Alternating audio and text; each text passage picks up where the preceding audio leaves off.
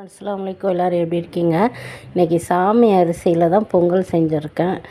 3/4 அளவு சாமி அரிசி, அதுக்கு 1/4 கப்பு சிறுபருப்பு ரெண்டையும் குக்கரில் உப்பு போட்டு அதுக்கு ஒரு உலக்குக்கு 3 கிளாஸ் தண்ணி வைக்கணும்.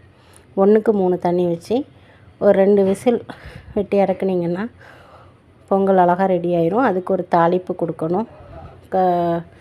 சீரகம், மிளகு ரெண்டையும் லைட்டாக மிக்சியில் திரித்து, அவங்களுக்கு அண்டிப்பருப்பு வேணும்னா அதோட கொஞ்சம் போட்டு கருவேப்பிலை போட்டு தாளித்து அதை ஊற்றி ஒரு சட்னி சாம்பார் வச்சு சாப்பிட்டிங்கன்னா சூப்பராக இருக்கும். இது சாமி அரிசியில் ஒரு பொங்கல் ரொம்ப நல்லா இருந்துச்சு. இன்றைக்கி தான் எங்கள் வீட்டு மார்னிங் பிரேக்ஃபாஸ்ட்டு. அப்புறம் என் பிள்ளைங்களுக்கு நேற்றுள்ள தக்காளி மாவு தோசை இருந்தது. அதை தான் இன்றைக்கி அவங்களுக்கு தோசை வச்சுட்டு நான் இன்றைக்கி பொங்கல் வச்சு சாப்பிட்டேன். எல்லாருக்கும் என்னுடைய வீடியோ பிடிச்சிருந்தா லைக் பண்ணுங்கள். ஓகே, இன்ஷால்லா அடுத்த வீடியோவில் சந்திக்கிறேன். பாய்.